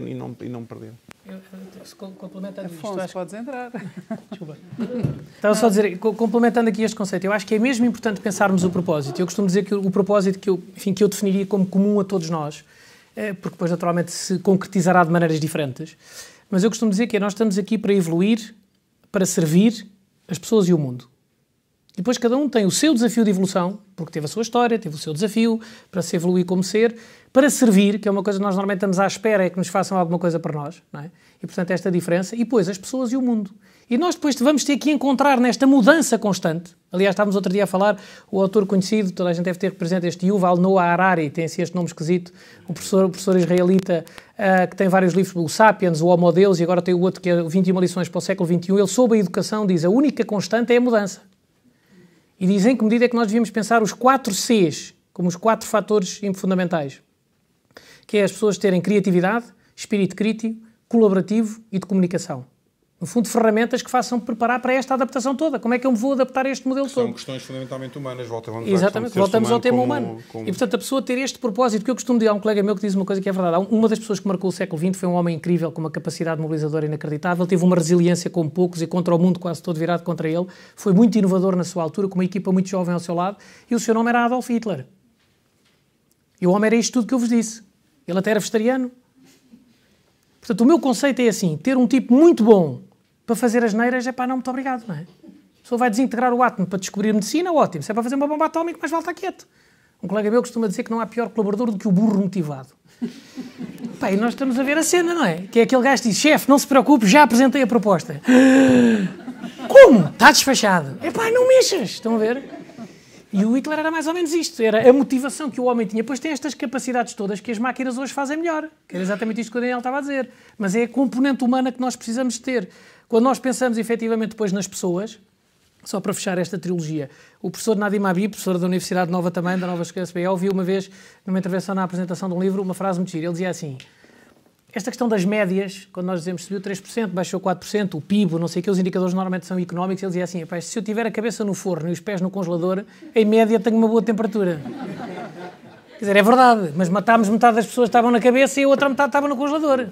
E, portanto, nós temos de ter a noção que fazemos parte de um todo e que é nosso dever estarmos disponíveis para servir e não para fazer. E a propósito desse servir, cito aqui uma referência também que faz hoje, anos também, que em 1789, foi votada a Declaração dos Direitos do Homem. e do cidadão, portanto, pós-Revolução Francesa. Portanto, nós vimos aquilo tudo, Les Misérables, os filmes e tal, vamos embora e tal, liberdade. Hoje em dia temos uma sociedade que foi trabalhada do ponto de vista político, económico, democrático, para que participemos, e a pergunta que eu faço não é feita para mim, é um bocadinho pelos Pink Floyd, se nós não nos fomos ficando comfortably numb. Estão a ver? Se não fomos ficando confortavelmente entorpecidos, estão a ver neste deixa ficar. Eu se calhar pego nessa. Era mesmo para ti. Obrigado. Não, porque o ponto é exatamente esse. Ou seja, um dos privilégios que eu tive foi de poder ter trabalhado na cooperação. E depois de ser recebido de forma maravilhosa pelos meus colegas nas Tanzânias, ir a aldeias onde as pessoas têm 5 galinhas e matam uma porque vem um europeu visitar e não sei o quê. O que é que aquilo... Eu uma vez estava sentado com os meus colegas quenianos e perguntava-lhes o que é importante. E uma coisa que acho que é importante ter a noção. O Quénia era um posto avançado do Império Britânico e, portanto, o nível médio de educação dos quenianos é bastante bom. Portanto, vai ser daqueles países em África em que eles vão tratar-nos como um par, o que para mim era muito confortável. Por exemplo, na Tanzânia, eles eram impecáveis, mas eram um bocadinho mais subservientes, por exemplo. Então a opinião do queniano era sem filtro. E eu perguntava-lhe, então e se a gasolina aumentar? É pá, vamos a pé. É pá, e se a renda de casa aumentar? É pá, juntamos mais famílias. E a comida? Aí tens uma manifestação. E aquilo tinha sido em 2007, se não estou errado, foi quando foi aquelas eleições que deu uma pancada terrível. Eu acho que há uma coisa que nos ajuda a perceber o comfortably numb, que é, eu na altura comecei a comparar Espanha e Portugal com o Quénia e a Tanzânia. Espanha ainda hoje é uma federação de nações que vivem em concorrência. Nós estamos a ver a Catalunha no seu melhor, os bascos a mesma coisa, todos querem mostrar que são bons e que fazem e que acontecem. Nós somos muito mais homogéneos. O Quénia tem 4 tribos a ver quem é que manda nos outros. Quem é que vai dominar isto? Estão permanentemente em concorrência, super agressivos. Os da Tanzânia não. Aquilo foi urbanizado, nenhuma tribo tem mais do que 5% da população. E a pessoa, quando trabalha em contextos diferentes, apercebe-se que não é por nada que nós, não estando numa ilha a cascos de rolha, no meio do gelo, nem no outro canto do mundo, somos o 3º país do mundo mais pacífico. Isto é um dado interessante. O que é que isto implica para nós? O que é que eu sinto e o que é que foi muito interessante? Que é, enquanto eu tive o privilégio de ter pais que sempre me deixaram de escolher e me questionavam e me apoiavam, ao mesmo tempo que, oh mãe, eu quero... os meus irmãos mais velhos apanharam todo o boom português do crescimento. Eu lembro perfeitamente, eu quero umas leves e eu não sei quantos têm, então compra. Eu quero um telemóvel, não é porque então força. Pronto, e o que é que isso faz? A nossa capacidade de sofrer e esperar pelas coisas foi um bocadinho diferente. E o que é que eu noto? Quando eu digo uma prisão de crianças, o que é que isso quer dizer? Nós estamos a educar estes miúdos como se nós fôssemos todos a Noruega. As escolas são um poço de recurso interminável em que os meninos fazem assim e tem que haver um auxiliar. Faz assado e a sala tem que funcionar. E aquilo tudo para eles não custa nada. Eu uma vez perguntei a uns miúdos, vocês sabem quanto é que custa vocês chegarem ao 10º ano? Não. Quanto é que custa uma PlayStation? 357,40€ na FNAC. E eu fiz ali umas contas com os famosos números da OCDE que tanta confusão fazem e dava-me 43 PlayStations. E eles ficaram todos, 43 PlayStations? Só a chegar ao 10º ano. O ponto aqui é, eu acho que nós como sociedade, para terem a noção, nós somos um país onde, se eu não me estou enganado, 84% do IRS é pago por 16% das famílias. Ou seja, saúde e educação, nós não sabemos quanto é que custa. Coletivamente não percebemos o que é que se quer dizer. A casa sim, porque somos nós que a pagamos. E portanto, o que é mais importante nas nossas vidas, a maior parte das coisas são grátis. Nós não sabemos quanto é que custa. Isso é horrível? Não. Isto foi o modelo de sociedade que nós escolhemos, até mudarmos de ideias, está bom. O que é que nós não podemos? Se nós repararmos em 2008, e acompanhei isto desde as Nações Unidas, foi super interessante, foi um bocado um tipping point, é um bocado o fim do Império Europa. Nós estamos a ficar para trás. Porque nós tivemos o nosso período, todas as sociedades evoluem, não é? E depois ficam, até há um livro muito giro do Jacques Attali, Une histoire sur l'avenir, em que ele mostra como é que as cidades evoluem, se tornam dominantes no mundo e caem. Isto é o processo de inovação, como o Daniel dizia, as empresas, né? As sociedades igual. Agora temos pena, vem a Ásia. Agora nós temos, se nós queremos manter o Estado Social em que 50% da nossa sociedade está a investir em redistribuir, e eu sou um empreendedor social, portanto eu acho que faz sentido, mas tem que ser investido de uma forma inteligente e as pessoas têm que valorizar isto. Agora vamos voltar só à questão da autodeterminação e da curiosidade que o Marcos dizia que é importantíssima, que é, se os miúdos entram num sistema todo fechado, ninguém gosta, não é? Quer dizer, nós não podemos escolher nada, ainda por mais nós somos o povo que não se governa nem se deixa governar. Tiram-nos a liberdade, tiram-nos tudo. Nós queremos sempre fazer uma finta. E isso não é mau, é o que é. E, portanto, em relação aos miúdos, eles estão num espaço em que eles são filhos de terceiros e os professores que estão responsáveis por eles estão com o dinheiro de terceiros. O sistema está desenhado para ter zero risco. Não se consegue aprender em ambientes estéreis. Portanto, o desafio aqui é, e porquê é que eu comecei as mentes empreendedoras, porquê é que eu deixei a Suíça? Porque, na altura, o Daniel desafiou-me a trabalhar na Nova, e só o Daniel para me convencer a voltar para Portugal.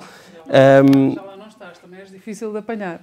Trabalhámos 4 anos juntos e a cultura de antigos alunos, isto é só uma pausa, não é? Por exemplo, a Nova fez-me pensar em fazer um doutoramento e, mais uma vez, fui pedir a opinião ao Daniel, que rapidamente me disse: estás com a organização a crescer, tu vê lá se tens tempo para o doutoramento, não te metas nisso.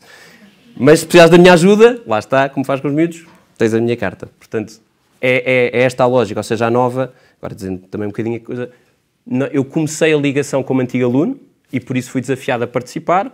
Depois, quando por alguma razão não faz sentido, afastamos-nos um bocadinho, mas não muito, porque nós todos queremos ser uma comunidade, portanto a visão aberta é isto. Se cá mais tarde eu vou ter uma ideia, eu sei que vou ter um maluco à frente de uma universidade a quem posso propor a ideia mais maluca, ele vai dizer: e se fizéssemos isso vezes 5? E a pessoa... o Daniel nisso é perigoso, portanto cuidado quando lhe fazem propostas, que ele tem uma capacidade de ser ainda mais arriscado. Mas vindo aqui, eu queria mesmo bater neste ponto, que é, os miúdos para aprenderem, eles têm que tomar decisões. Eles têm que ter o seu espaço, eles têm que fazer os seus projetos, eles têm que ver quando é que funciona, eles têm que ver quando é que não funciona e eles têm que ter pensamento crítico. Porque, por exemplo, um dos desafios que acontece muitas vezes é, hoje há muito conhecimento e chove informação e a capacidade de discernir é muito difícil.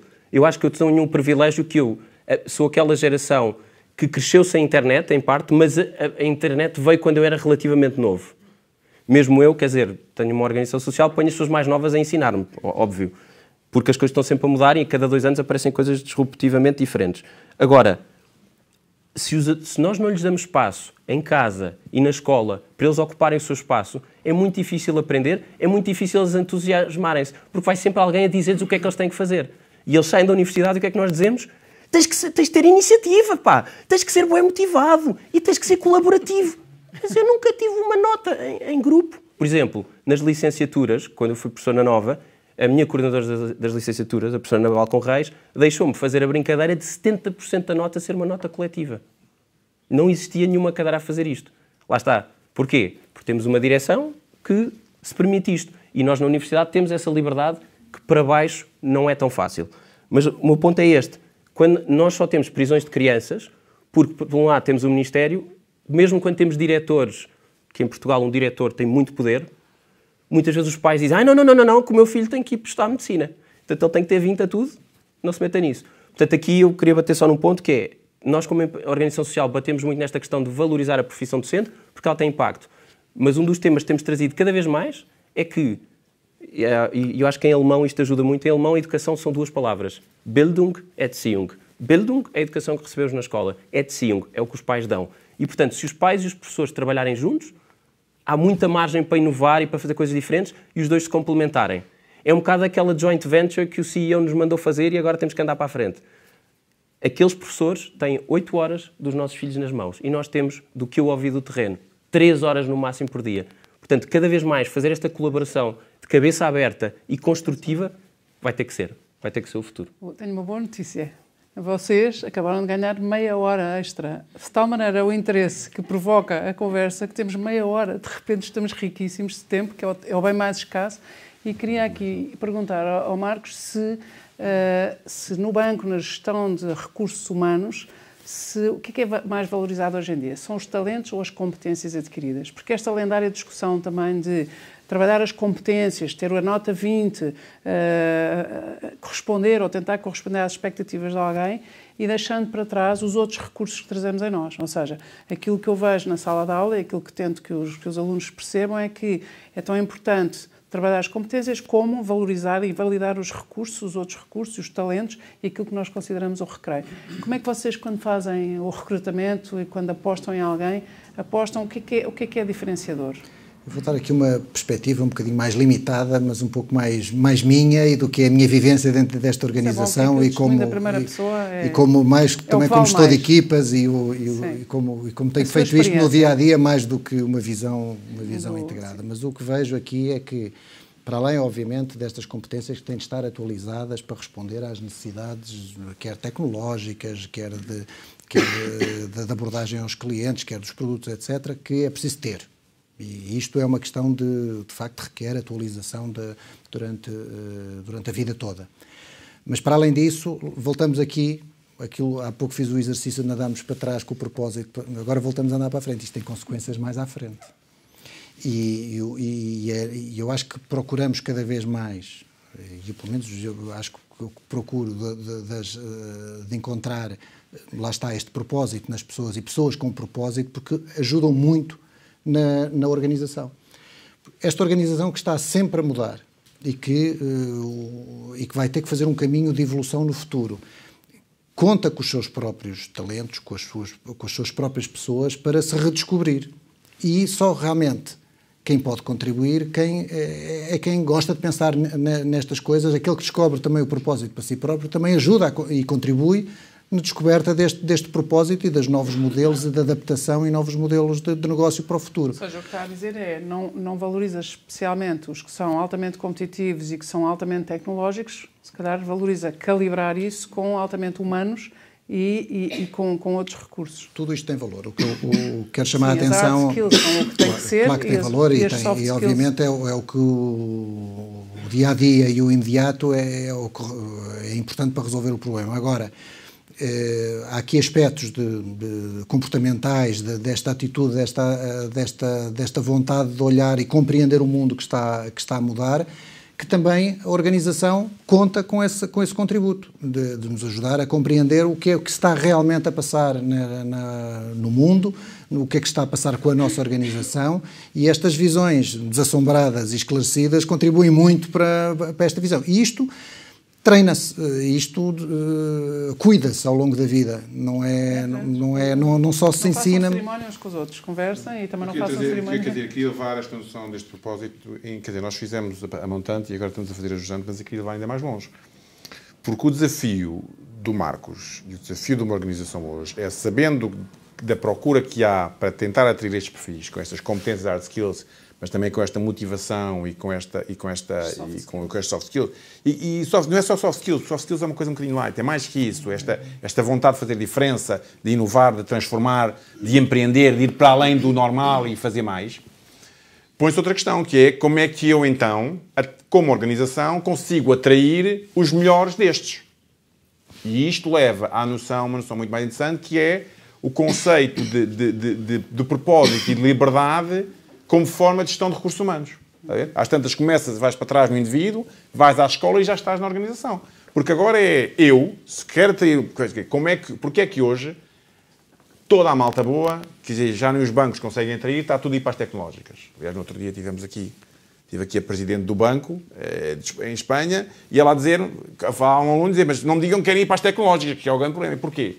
Porque as tecnológicas o que dão estão organizadas na forma como gerem as suas pessoas, nesta lógica de propósito e de liberdade. Quem trabalha, quem vai visitar o campus da Google percebe que a malta está ali porque acha que está a fazer a diferença e porque tem liberdade de uma parte, a Google faz, uma parte trabalham para a organização, uma parte fazem os seus projetos. E, portanto, no fundo, é todo um mundo que hoje se desenha à volta deste conceito, que é um mundo de inovação, de mudança constante, de capacidade de resiliência, de construção de resiliência e de ligação da resiliência com a motivação pessoal, que se desenha à volta destas duas palavras fundamentais, que é a noção de liberdade, que é aquilo que eu faço, eu já não trabalho para uma organização, eu trabalho para mim próprio, para aquilo que eu quero fazer, e a organização serve de veículo para a diferença que eu quero fazer, e a noção de propósito, que é eu sei o que é que estou à procura, e esta organização serve-me para a diferença que eu quero fazer. Este mundo é completamente diferente do passado e exige escolas secundárias e universidades organizadas de forma completamente diferente e exige organizações capazes de atrair este talento completamente diferentes. E, no fundo, é esta mudança toda da sociedade que nós vamos estar e que vai fazer, eu acho que, muito mais que a mudança na tecnologia, vai ser a mudança na estrutura organizacional das escolas e na mudança na estrutura organizacional da estrutura das organizações, que vai fazer a diferença entre aqueles que vão estar vivos daqui a 20 anos e aqueles que não vão estar vivos daqui a 20 anos. Eu garanto que nas universidades, aquilo que é o ranking de hoje vai ser completamente diferente daquilo que será o ranking daqui a 10 ou 15 anos, onde nós, obviamente, estaremos já no topo, Mas esta parte da última parte da brincadeira, mas quer dizer, o tipo de escolas que vão fazer diferença vão ser completamente diferentes e o tipo de empresas que estão no topo, da forma como geram os seus recursos humanos, vão ser completamente diferentes à volta destas duas palavras, propósito e liberdade, e o resto desenhado à volta disto. Acho extraordinário porque o Marcos falou em desassombro e o Daniel e o Zé Pedro e o Afonso falam muito em liberdade e em confiança. E esta confiança que gera confiança e que faz com que o método do Daniel, que é apoiar, dizer façam, arrisquem, eu estou aqui para apoiar, foi o que fizeram os pais do Afonso, que acabou de dar esse testemunho, e pelos vistos isto levou longe. Portanto, no fundo, estamos aqui a falar de uma lógica mais disruptiva, mas de uma lógica que vai sendo validada e que vai sendo e que colhe frutos. E, portanto, são palavras importantes para mantermos e para perdermos o medo também de ter visão desassombrada e de pensar o futuro com confiança. Eu acrescentaria, acho extremamente interessante este fomos a montante, como estava a dizer o Marcos, igual fomos a jusante, como o Daniel estava a dizer. E é verdade, nós no fundo estamos a falar desde as organizações, às próprias pessoas ou família, às próprias escolas, portanto há todo um processo de uma ponta à outra que precisa de ser, em certa medida, desconstruído. O tal desaprender que o Daniel utiliza.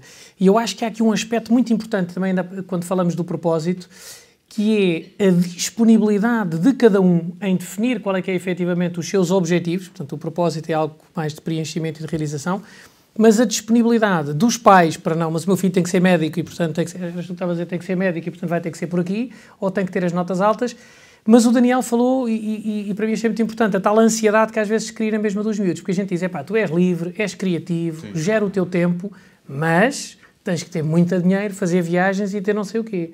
A disponibilidade para que o próprio estilo de vida que nós vamos querer ter poder ser diferente, porque a pessoa vai encontrar a sua harmonia e a sua paz num registro diferente.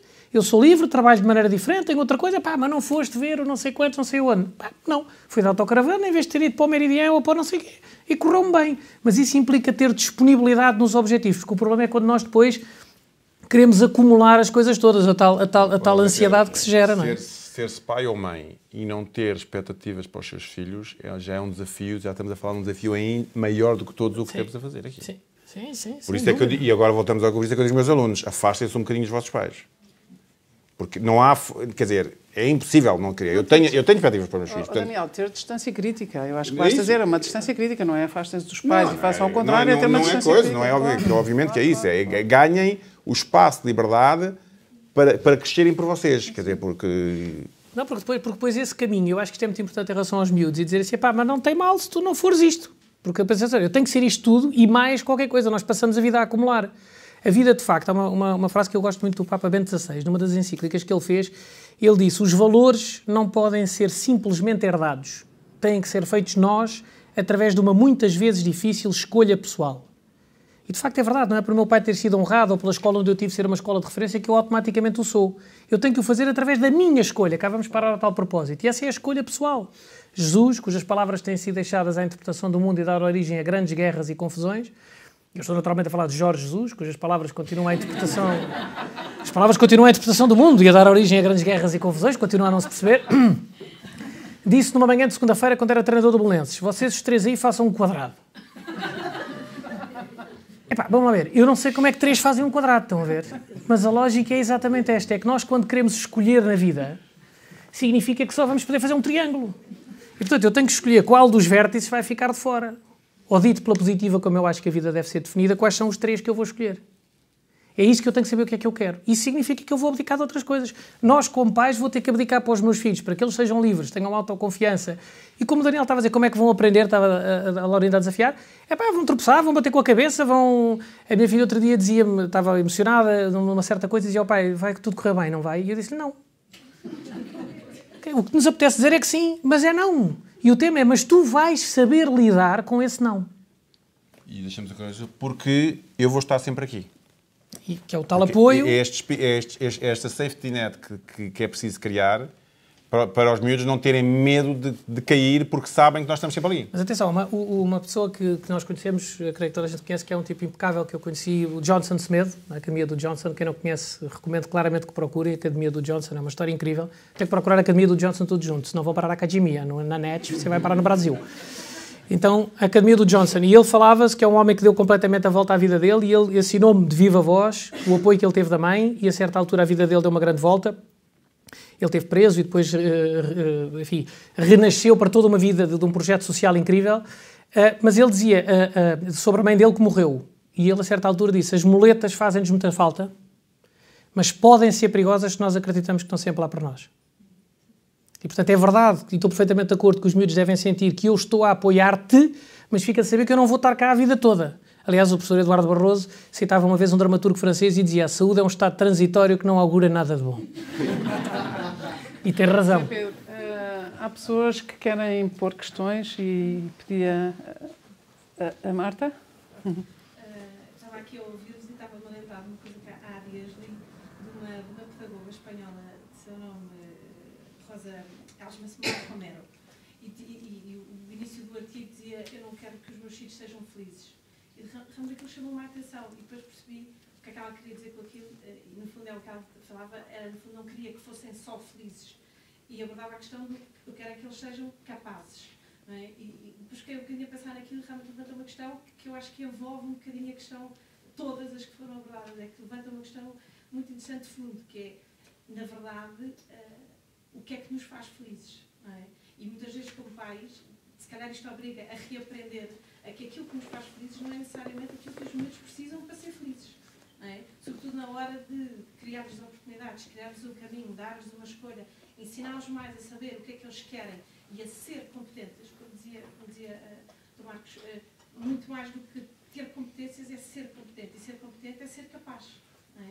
E, portanto, chamou-me a atenção um bocadinho esta frase, que é um bocadinho impactante, do eu não quero que eles sejam felizes. E, parece uma contradição, mas está tudo. É abrangente. Enfim, É um título de jornal bem escolhido. Chama a atenção. Eu se calhar fazia só um comentário. Houve uma conferência que era a Leadership Summit, onde a Nova é parceira, e eu apanhei antigos alunos meus, que hoje estão no mestrado, e tivemos ali um bocadinho à conversa. E dois eram meus antigos alunos, uma não era. E os dois, muito bons alunos. E a conversa surgiu tipo: então, o que é que vocês vão fazer? O que é que não sei o quê?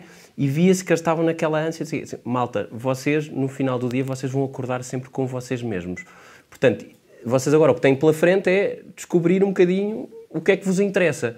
Porque eu acho que quando nós vivemos nesses sistemas massificados e acabamos por ter mental bandwidth, uma capacidade limitada para processar informação, e acabamos por ir um bocadinho para as escolhas. Aliás, uma pergunta que eu fazia sempre aos meus alunos, e como eu tinha uma cadeira obrigatória, eram 430, o que é que vocês estão a pensar fazer? E eles respondiam a mesma coisa que eu. E nós fazíamos mais ou menos uns 10 anos na altura, fazíamos 10 anos de diferença. Eu pensei, o mundo mudou um bocadinho. Mas o que acontece? Provavelmente, à medida que os anos passam, depois aquilo muda rapidamente. E o que eu acho que aqui acaba por ser um bocadinho crítico é eles fazerem esse percurso que é deles, e que os pais, como o Daniel dizia, como o José Pedro se envolve, estão lá, mas tem que ser deles. E se não for isso, eles vão ter muita dificuldade em viver neste mundo com mudança cada vez mais rápida, que lhes pede tudo e mais um par de botas, porque é isso, temos que abdicar, não é? Como dizia o Mister Jesus, não dá para fazer um quadrado só com 3 pessoas, portanto, eu tenho que abdicar. E eu acho que hoje em dia, cada vez mais, inclusive até por causa do digital, nós temos que saber, eu vou fazer 2 coisas e está bom, eu estou aqui tão feliz na Costa Vicentina. Tipo, não me chateiem, porque o que eu noto, por exemplo, uma evolução muito gira das mentes empreendedores de há 3 anos para cá era, os miúdos tinham um tipo de desafio de aprendizagem. Hoje em dia o digital torna-lhes, eu noto que eles têm mais dificuldade às vezes em interagir entre eles, a estarem mais calmos, a gerir a parte das emoções. Portanto, provavelmente para a frente, a escola e as famílias vão ter um papel muito mais determinante a gerir a sua estabilidade interna para que eles possam gerir a mudança à sua velocidade e, eu diria mesmo, defenderem-se do digital. Desculpe, eu diria agora, nós já temos essa realidade nas nossas escolas. Eu sou professora no Liceu Maria Amália, é uma escola aberta, os meninos entram, saem, às vezes quando lhes propomos uma ida a College Gulbenkian, que é aqui o nosso vizinho de baixo, ou mesmo lá embaixo à Baixa, porque estamos aqui numa situação geográfica privilegiada, não é? A verdade é que vão e aceitam os nossos desafios. E aquilo que estava a dizer, que daqui a uns anos seria que o professor tinha de ter um papel de acompanhamento de coaching, esse papel nós já temos diariamente, porque eles vêm com todas as suas emoções, os seus sentimentos, as mudanças típicas da adolescência e que estão lá, que foram as nossas. Noutra época, nós não tínhamos internet, ou então tínhamos uma internet que enviávamos um documento hoje, amanhã de manhã ligava-nos a perguntar se já tinha chegado e dizia não, ainda não chegou, então aguarda mais à tarde. E a verdade é essa, é que, e agora eu como professora e também como mãe, mas sobretudo como professora, esse papel nós temos que o fazer diariamente. Não é preciso... Eu projeto bem a voz. Não, mas é para Professora. o streaming. Não, mas e há um aspecto que o Tomás há bocado, o Marcos estava a dizer exatamente, que esta questão do propósito, que eu acho que é muito importante isto, que é, e tu estavas a dizer, a Costa Vicentina, estou lindamente aqui, mas é perceber que esse propósito, e a expressão foi do Tomás, que dá trabalho. Este trabalho de pensar o que é que me faz feliz, como a Marta estava a dizer, é o que é que efetivamente me faz feliz, porque isto não é uma, faz o que quiseres, a malta, epá, o gajo disse para eu fazer o que quiser. Então, não é nada disto, é exatamente o contrário, é perceber qual é o papel que de facto me cabe a mim contribuir. Nós não temos uma equipa com 11 guarda-redes. Ou o banco não pode ter 11 CEOs, quer dizer, é... Não, é isso. Se pudesse só passar o microfone para trás. Sim. A felicidade é uma palavra que eu não gosto. Felicidade é uma palavra que eu não gosto. Porque não augura nada de bom. Porque quer dizer tudo e não quer dizer nada. Porque há bocadinho estávamos a falar do comfortably numb, quase numa lógica negativa, mas comfortably numb são pessoas muito felizes. Há uma palavra, quer dizer, e quando estávamos a falar das crianças, quando eu falo aos meus filhos, há uma palavra que para mim é muito mais interessante, que é a palavra paixão. E eu acho que nós o que queremos ter, e eu acho que era isto que quando o Marcos há bocadinho estava a dizer, as pessoas que eles querem contratar, é esta noção de pessoas apaixonadas. Pessoas que acordam com um sentimento enorme que a vida é fantástica e que vão fazer a diferença nesse dia e no dia que virá a seguir, no dia que virá no outro dia. E a questão que se põe é como é que eu arranjo forma de criar pessoas jovens que são apaixonados pela vida e que querem fazer a diferença. E o propósito é fundamentalmente isso. O propósito é o caminho para essa paixão. Não é tudo, mas é uma parte grande do caminho para essa paixão. Depois tem que haver resiliência, tem que haver capacidade de se lutar, tem que haver isso tudo. Portanto, é essa noção. E, portanto, se me perguntassem, eu quero ter filhos felizes, não sei o que é que isso quer dizer. Mas queria, de facto, ter filhos apaixonados pela vida e por aquilo que estão a fazer. Eu digo, chamou a atenção para a questão do capaz, transforma o conceito de feliz. Inevitavelmente, parece mais apaixonado, ou está-se apaixonado, quando percebemos aquilo que somos capazes de fazer, não é? Isso depois pois, ou somos mais capazes de fazer quando estamos apaixonados por aquilo que fazemos. Já agora mais um complemento, e ajuda-nos a gerir as paixões também, porque depois isto também vai evoluindo e vamos ter que ser capazes de olhar para isto. Temos ali mais alguém Sim. Já agora só pedi que dissesse Boa tarde. Piedade Líber Monteiro. Não sei se isto está ligado, mas eu está ligado para o streaming. Meu nome é Piedade Líber Monteiro e eu agradeço imenso a mim própria ter-me, no fundo, tirado do meu conforto de fim de dia, que podia já estar em casa, e disse, não, eu vou me inscrever nisto, eu quero perceber, quero ouvir. E eu agradeço-vos imenso porque estou farta de aprender. E também vos queria dizer, isto é só 3 ou 4 ideias que me surgem, que tudo aquilo que vem sendo falado aqui, e que tem muito a ver com o propósito, com a liberdade, com o educar out of the box, dizer-vos que há um grupo de pais, muitos pais, que têm de fazer isto quando têm filhos com deficiência. E muito com aquilo que muita gente não conhece, mas eu vou explicar, que é a síndrome de Asperger. E o que é que eu quero dizer com isto? Que são autistas altamente funcionantes e que têm este propósito desde que nascem. Só que somos nós, pais, que não os compreendemos. E é só para vos dizer que tem aqui um grupo de pais que concordam perfeitamente com tudo o que está a ser dito e que têm uma força enorme para mudar o que é preciso mudar, tal como vocês o dizem e o disseram nesta fantástica palestra.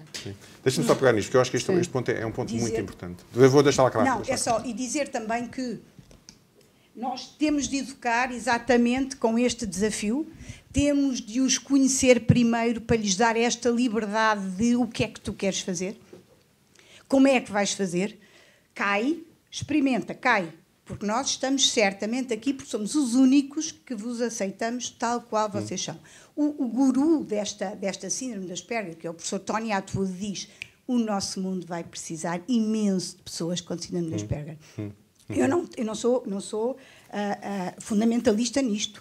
Se calhar preferiria ter uma vida muito mais calma, decorreria, mas calma, está a ver o contrassenso, e não ter que estar constantemente neste desafio de mim para mim. E quando eu digo de mim para mim é a família, notem, não é? É a família que trabalha e que, no fundo, faz da vida do meu filho este desafio, mas também é muito este nosso filho Nuno, que nos desafia constantemente, que nos espanta constantemente, que nós não pensávamos que ele conseguia, mas afinal consegue. Como? À maneira dele. O que é que nós temos que fazer? Que nos deixar levar. E depois dizer, faz, experimenta.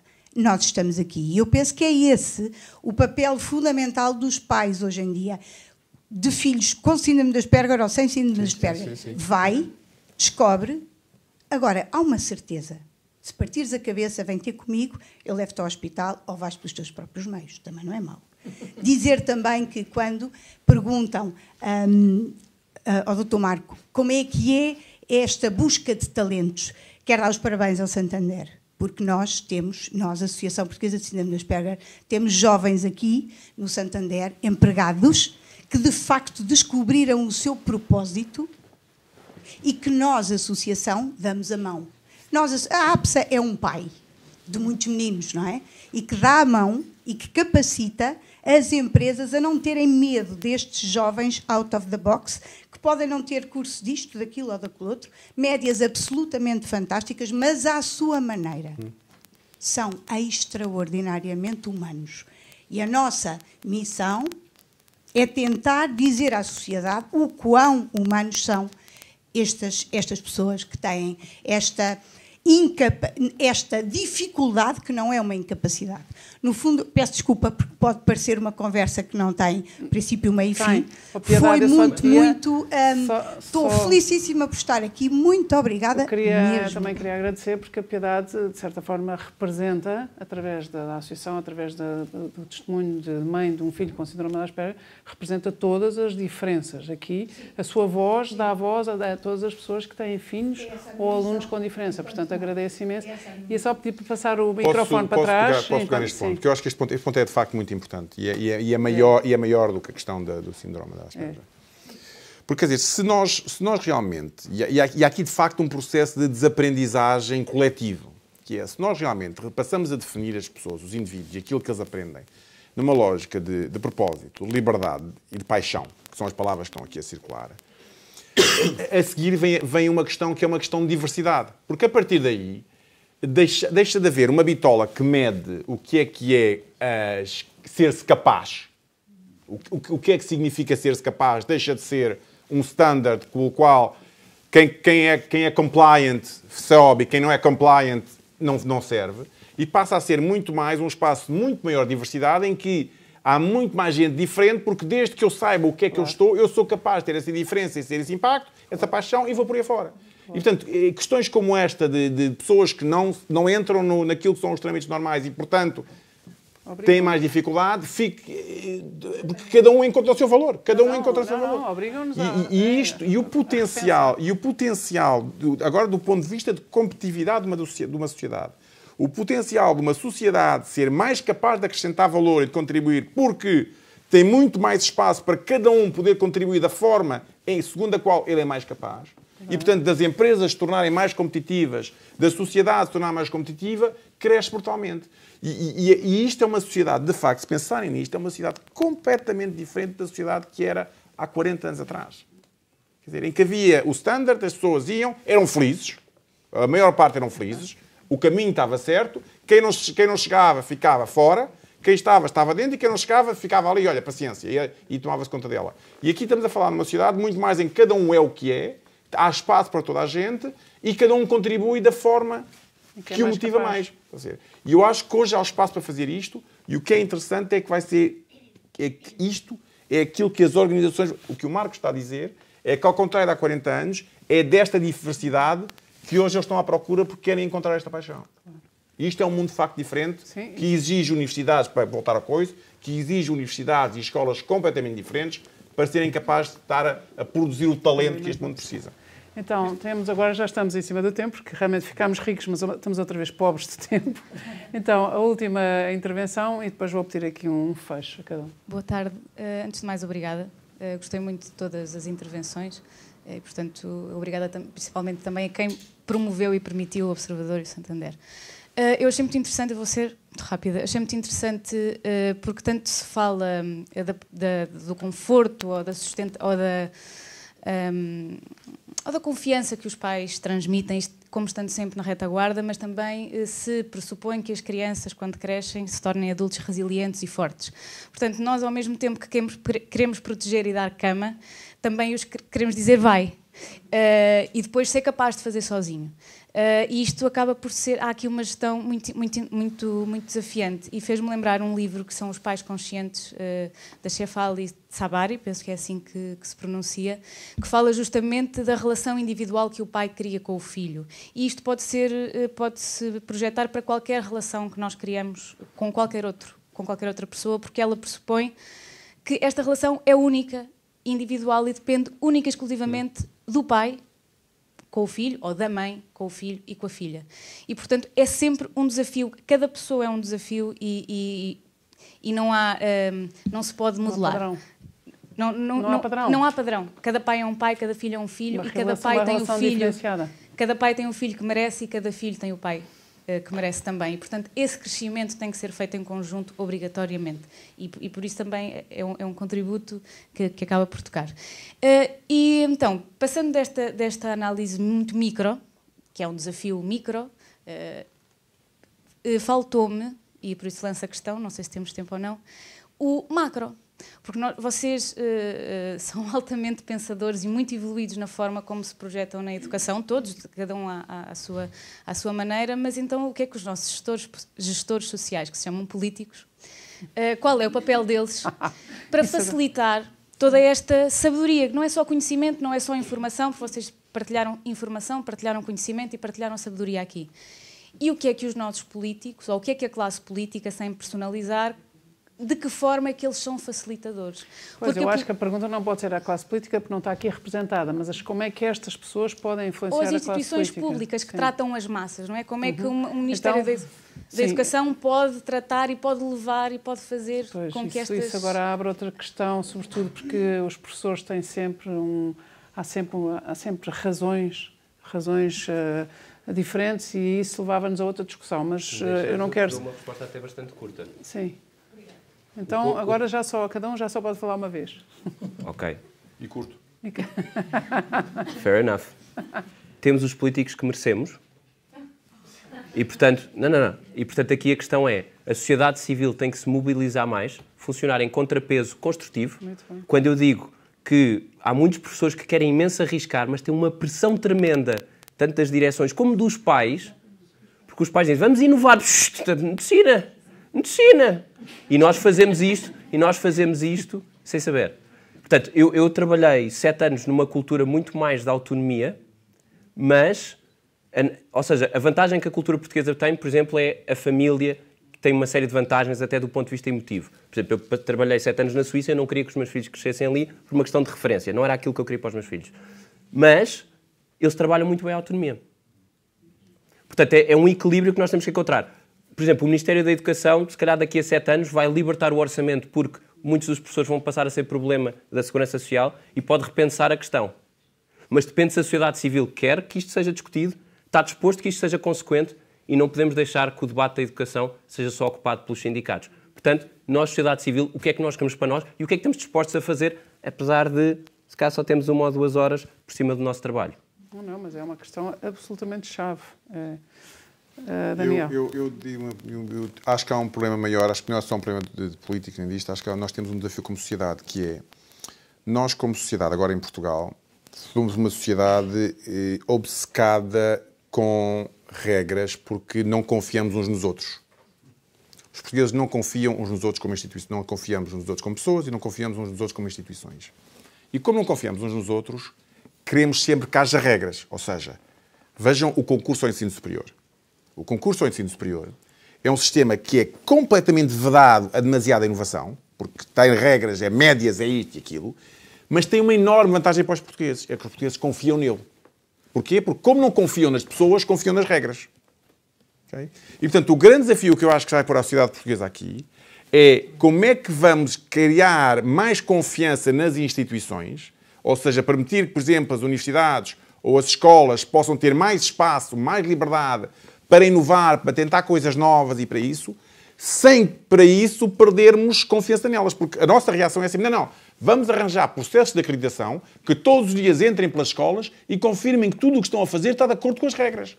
Mas a partir do momento em que toda a gente, e eu tenho a certeza que a maior parte dos professores, passa mais tempo a fazer isto e aquilo, para que se tiver uma auditoria, estejam de acordo com as regras e não tenham problemas de ser auditados, do que realmente a passar tempo a inovar e a arranjar novas formas de estar com as pessoas. E porquê? Porque nós não confiamos nos professores, porque não há um sistema que lhes permita. Então, olha, vamos dar o espaço aos professores, se eles funcionarem, ficam, se não funcionarem, saem.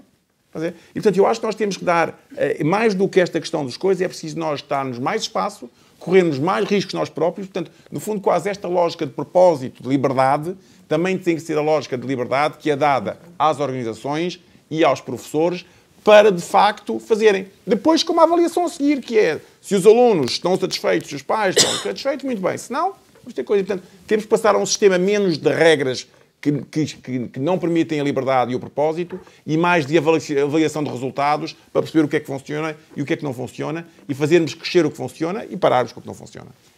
Vou fazer aqui uma alteração de protocolo e pedir ao Marcos que diga agora e depois deixo para o fim, ou seja, não deixo o anfitrião, mas peço ao anfitrião para dizer também aquilo que tem a dizer para fazer o seu fecho. Eu acho que do nosso lado o que uma organização privada pode fazer, e sem ter aqui na visão mais estrutural política, mas acho que podemos fazer aquilo que está ao nosso alcance e aqui dentro da nossa atividade. Uma das coisas que fazemos, tendencialmente fazemos com os donativos e que damos à sociedade, são uns donativos com objetivos e com propósito, ou seja... Não é caridade, não é assistencialismo. É para fazer algo mensurável, de preferência de médio e longo prazo. Tipicamente, os donativos que temos, por exemplo, com as universidades, são contratos de mecenato plurianuais. E, portanto, isto porquê? Porque é a médio e longo prazo para ver resultados. Os resultados às vezes não são vistos logo no primeiro ano, mas que são mensuráveis e nós sabemos o que é que estamos à espera de ambas as partes. É trabalhado ao início um projeto, uma visão, e a partir daqui vamos construir e vamos estar bastante comprometidos e responsabilizados pelo que vai acontecer com esta uma corresponsabilidade e uma co-criação. E só uma coisa, e vocês constroem na estratégia da universidade. Sobre a estratégia da universidade. Porque eu acho que isso é muito importante. Sim. Ou seja, vocês não vão ali ensinar, vão ser verdadeiros parceiros, que eu acho que isso também é interessante. É verdade, as boas ideias estão... As boas, e agradeço que reconheça, porque essas boas ideias estão lá, mas também acho que é bom ser um doador exigente. E acho que é um pouco este ADN que temos nas empresas também passá-lo e que é um bocado muito característico da nossa casa, também passá-lo para fora. No vosso ADN está esta ligação entre as universidades, portanto a Universo é isso. Zé Pedro, tens a honra de fechar esta... Depois eu ainda digo só mais uma coisa, mas muito rápido. Não, eu rapidamente também para apanhar, porque criámos esta envolvente boa com as pessoas todas aqui, os dois tópicos que falaram dali e as duas referências que tiro daqui, tanto de um lado como do outro. Primeiro, a questão individual. Estava a dizer, é o meu desafio de pai com o filho e da mãe com o filho, etc, etc. Eu acho que há um outro desafio subtil a ter aí em conta, que é em que medida é que aquilo que eu estou a querer é querer ter sucesso naquilo que eu acho que é a minha função como pai. Se me faço entender. Eu fazer muitos programas com o meu filho, com a minha filha, organizar os amigos da Madalena, vamos ver a história, vamos fazer não sei o quê, é aquilo que na minha consciência me traz paz e pode não ser necessariamente aquilo que é eficiente para aquilo que ela precisa. E este desafio é uma nuance muito diferente, porque a gente, em nós dizemos assim, dá-lhes liberdade, dá-lhes não sei o quê, aquilo que o Daniel entendeu, que o Afonso entende, que o Marcos...